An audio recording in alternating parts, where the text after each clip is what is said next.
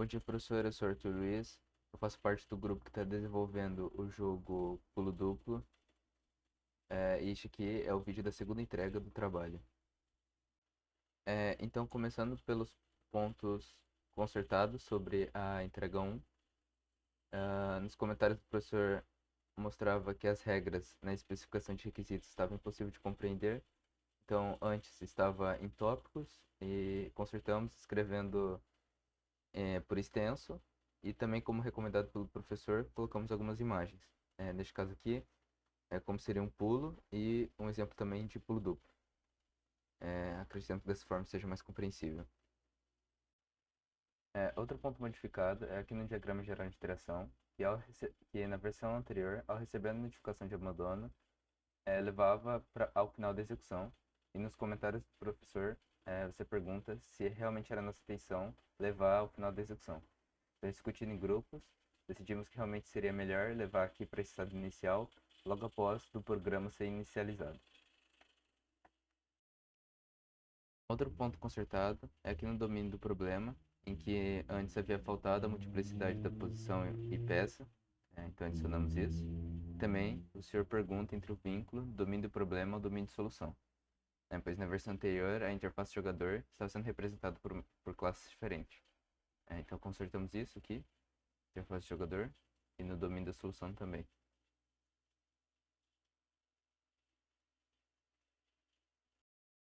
O senhor também faz alguns pontos sobre os diagramas de atividade. Só que como neste vídeo da entrega 2, eu vou estar mostrando os diagramas de sequências que dependem do diagrama de atividades, e eu vou estar mostrando os dois em conjunto. Eu vou direto para os pontos necessários para a entrega 2. Então, agora indo para os pontos necessários para a entrega 2, começando pela implementação inicial do DOG, utilizamos a mesma interface base mostrada na entrega 1. Então, eu já estou aqui com os ambientes virtuais ativados. Vou estar agora abrindo os dois jogos e conectando ao servidor. Então, primeiro este aqui. Colocamos jogador 1. Então, conectado ao Dog Server. E agora aqui também.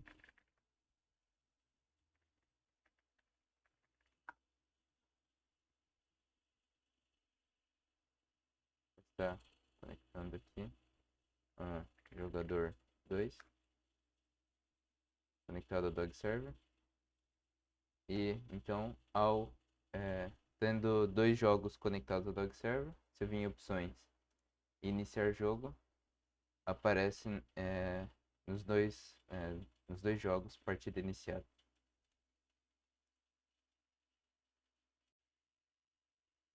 Então agora eu vou estar mostrando o diagrama de sequências, juntamente com o diagrama de atividade, começando pelo inicializar. Em seu diagrama de atividade, ele começa instanciando a interface, em seguida o tabuleiro, os jogadores e as posições. Depois, atualiza a interface, requisita o nome do jogador, inicializa o dog actor e comunica o resultado do pedido de comunicação ao dog actor. Então, em seu diagrama de sequência, ele é inicializado pela execução do programa. Em seguida, ele instancia a interface, depois o tabuleiro aqui, e dentro da classe tabuleiro a gente instancia os jogadores, né? Tanto o jogador local quanto o remoto. E também montamos em si montamos o tabuleiro em si.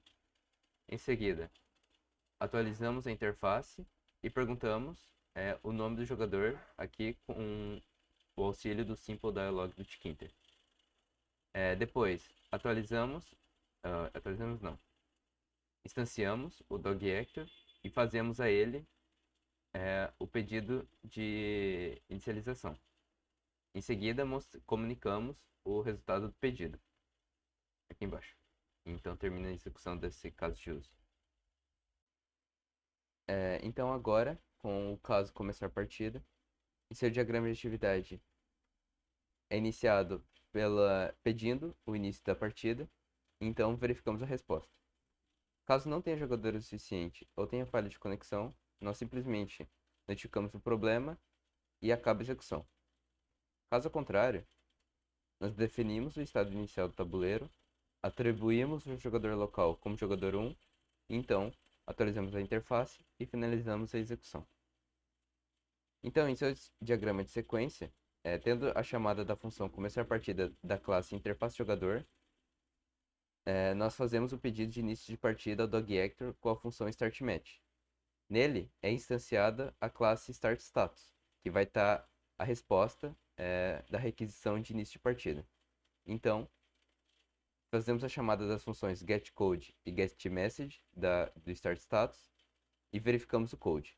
Caso o code for 0 ou 1, vai ser nessa primeira situação que não tem jogador suficiente ou falha de conexão, nós simplesmente notificamos o problema com o message box do Tkinter. Caso o code for igual a 2, então foi possível o início de partida, nós solicitamos ao startStatus os jogadores, então com as funções getPlayers e getLocalID, e definimos o estado inicial do tabuleiro com a função começar partida da classe tabuleiro, e nele nós inicializamos os dois jogadores, tanto o jogador local quanto o remoto, e no caso, o jogador local recebe como jogador 1, recebendo o turno, né? Porque foi ele que iniciou a partida.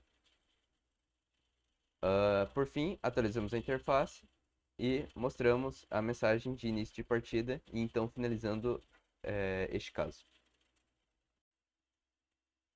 Então agora o caso receber início, que ocorre no programa que está recebendo o início de partida. Ele começa definindo o estado inicial do tabuleiro, em seguida atribui o jogador local como jogador 2 e atualiza a interface. No seu diagrama de sequência, então, tendo a interface jogador recebendo início de partida com sua função receiveStart, ele solicita as informações de jogadores ao startStatus com a função getPlayers e getLocalID. Então, define o estado inicial do tabuleiro com a função começar partida da classe tabuleiro. E nele, inicializamos os dois jogadores, local e remoto, atribuindo o turno ao jogador remoto, que é quem iniciou a partida, fazendo assim que o jogador local seja o jogador 2. E por fim, atualizamos a interface. Agora um caso mais simples, que é o receber notificação de abandono, que ocorre caso algum dos jogadores abandone durante alguma partida. Então, primeiramente, ele atribui a jogada como abandonada pelo oponente e mostra a mensagem de abandono. Então, em seu diagrama de sequência, tendo a chamada da função receive withdraw notification da interface jogador, o tabuleiro tem a chamada do receber abandono, que atribui a jogada abandonada pelo oponente. Então, com o message box, a gente mostra a mensagem que o oponente abandonou a partida. Agora eu vou estar mostrando o diagrama de atividades do caso de uso posicionário pular, que é a nossa jogada local. Então, todo início desse caso, nós esperamos o recebimento de um clique do mouse. Em seguida, verificamos se o jogador que possui o turno já posicionou sua peça. Se não tiver posicionado sua peça, pegamos a peça e verificamos se no tabuleiro existe uma posição adjacente válida. Uma posição adjacente válida é uma posição adjacente a uma peça inimiga que permite a realização de um pulo. Caso não exista essa peça adjacente, que é no caso de ser a primeira peça a ser colocada na partida, ou se todas as casas adjacentes a peças adversários estão ocupadas, não permitindo um pulo. Neste caso, o jogador pode colocar a sua peça em qualquer lugar no tabuleiro. Então, verificamos se, mesmo assim, devemos verificar se a posição que foi selecionada é uma posição possível. Se não for possível, voltamos para o início do caso. Se for possível, verificamos se existe vitória. Se não existe vitória, verificamos se existe empate. Caso exista vitória, vamos para o fim da execução deste caso, em que nós mudamos o turno, verificamos o fim de jogo, enviamos a jogada realizada e atualizamos a interface. Voltando para o caso em que verificamos uma posição adjacente válida, neste caso agora existindo a posição adjacente válida, verificamos se a posição em que o jogador quer posicionar sua peça é uma posição válida. Caso for uma posição válida, caso for uma posição válida, a verificação de vitória. Se não for vitória, ou se a posição que ele está tentando colocar não é válida, voltamos para o início da execução deste caso. Caso for vitória, vamos para o final da execução. Então, voltamos para o início deste caso. Depois de receber um clique, verificamos se já posicionou, se o jogador já posicionou sua peça. Neste caso agora, já ele tendo posicionado, verificamos se ele já selecionou uma peça adversária para realizar o pulo. Caso não tenha selecionado, então selecionamos a peça adversária e voltamos para o início da execução.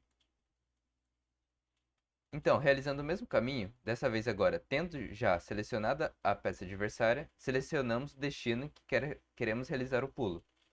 Se for um destino não válido, voltamos para o início da execução. Se for válido, verificamos caso de vitória e, se não for vitória, verificamos caso de empate.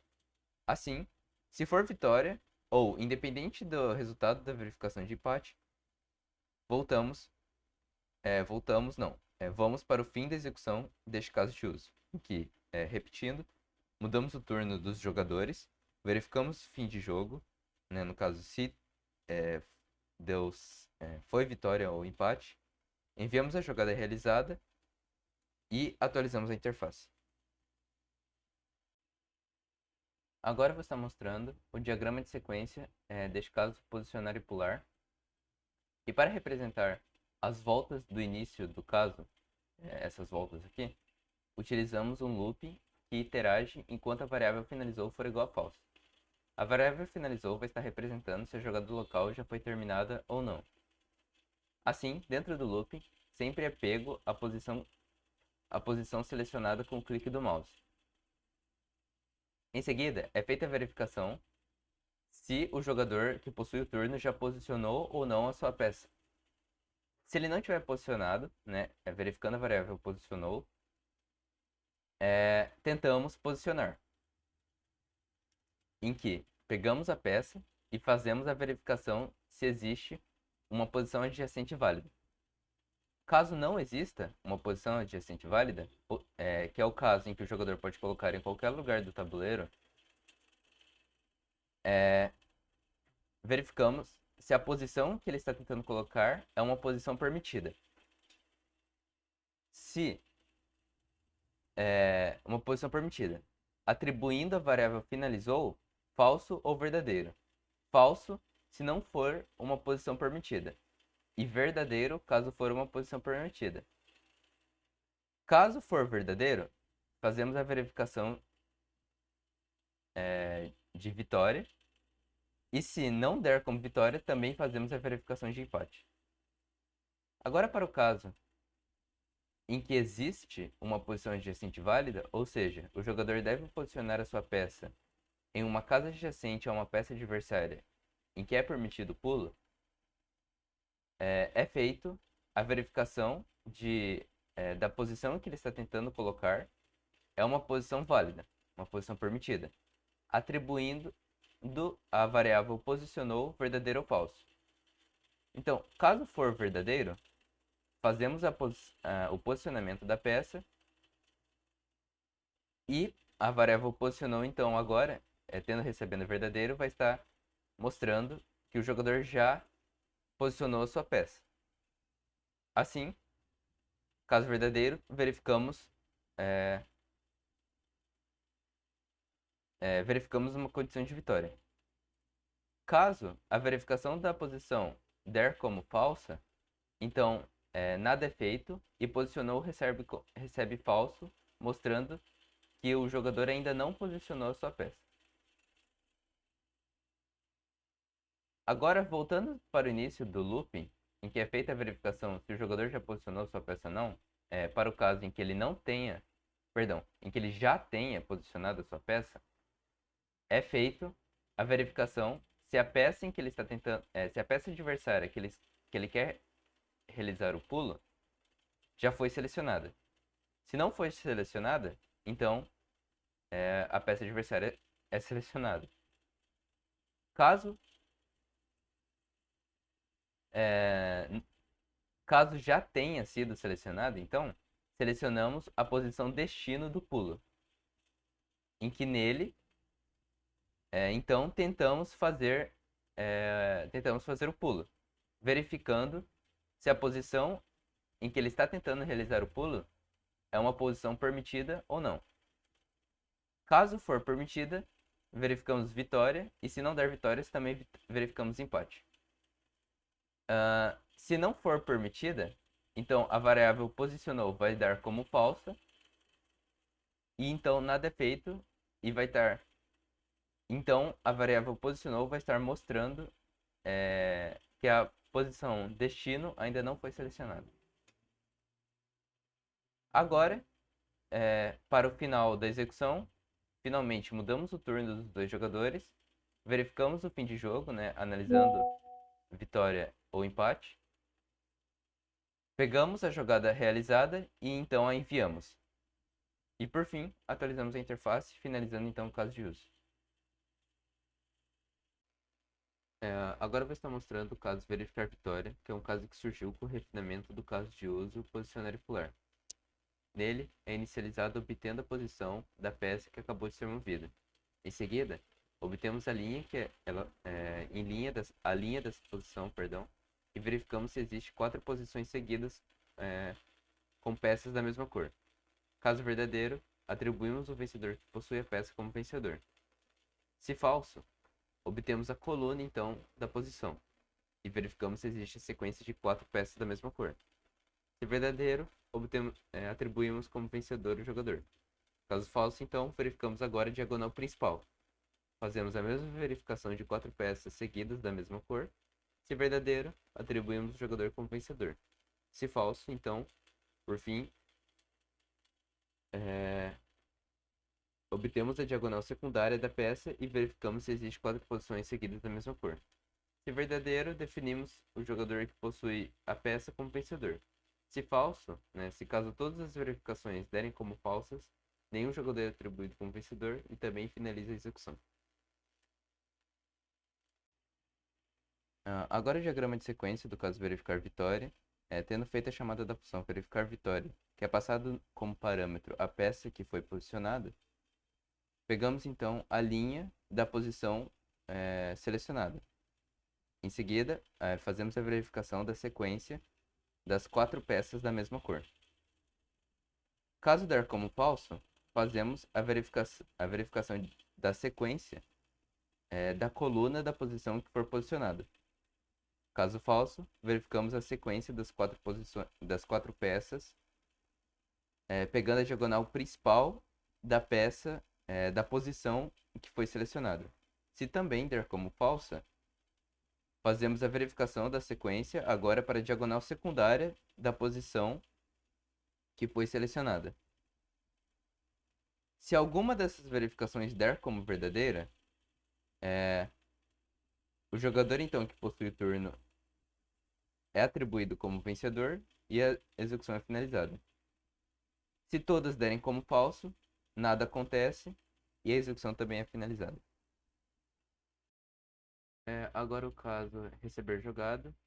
Então, em seu diagrama de atividade, primeiro o jogador que está recebendo a jogada remota, ele recebe a jogada do servidor, atualiza a matriz do tabuleiro com a matriz enviada pelo outro jogador, verifica se foi vitória ou empate, mudamos o turno e atualizamos a interface. Então, em seu diagrama de sequência, a classe interface jogador recebe a chamada da função receiveMove. Em seguida, atualizamos o novo estado do tabuleiro com o setState do tabuleiro e verificamos fim de jogo, né, verificando se foi vitória ou empate, em caso de vitória ou empate. Então, mudamos o turno do jogador local e remoto e atualizamos a interface. Então, professor, esse aqui foi o meu vídeo do aluno Arthur Luiz. Espero que tudo esteja de acordo. Muito obrigado.